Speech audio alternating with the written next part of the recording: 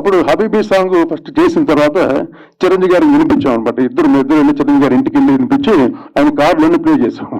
Orchestra అంతా waiting. ఇప్పుడు ఇది ఓకే చెప్పిన తర్వాత నేను వెళ్ళి టేక్ ఓకే చేయాలి. వచ్చి వినిపించేసరికి నాకు నచ్చలేదు కోటి అన్నారు చిరంజీవి గారు. హబీబీ సాంగ్ నేను చేయలేనమ్మా, నీకు పేరు వస్తుంది, నేను చేయమని పాట కన్నా. సార్ ఏంటి సార్ మీకోసం ఇంత కష్టపడి అంటే బీట్ కొత్త బీట్ అనేది లేదు. ఆయన వేరే మూడ్ లో ఉన్నాడు. యాక్చువల్లీ ఆ మూడ్ లో లేడన్న. ఎప్పుడు ఆయన ఏ పాటని అలా రిజెక్ట్ చేయలేదు. ఆ రోజు ఏదో ఏ మూడ్ లో ఉన్నాడేమో కానీ సరే మోహన్ గారు చూసుకుంటే ఏంటంటే మోహన్ గారు ఏం పర్లేదు, ఈ పాట ఆయన ఎక్కుతుంది, ఎక్కించే విధంగా మీరు మళ్ళీ దీన్ని ఏం చేస్తారో చెప్పను. అప్పుడు మళ్ళీ నేను కొంచెం రీమిక్స్ చేసి కొన్ని ఇన్స్ట్రుమెంట్స్ యాడ్ చేసి ఇంకా బెటర్ గా చేసి ఇచ్చామన్నమాట. అప్పుడు ఆ మోహన్ గారు తర్వాత చెప్తారు మీకు ఎలాగ ఆయన ఆ సాంగ్ మళ్ళీ ఎలా రియాక్ట్ అయ్యారు అనేది గ్రేట్ డేస్. ఆ రోజు తలుచుకుంటే చాలా ఆనందం చేస్తాం నాకు. So I'm so happy.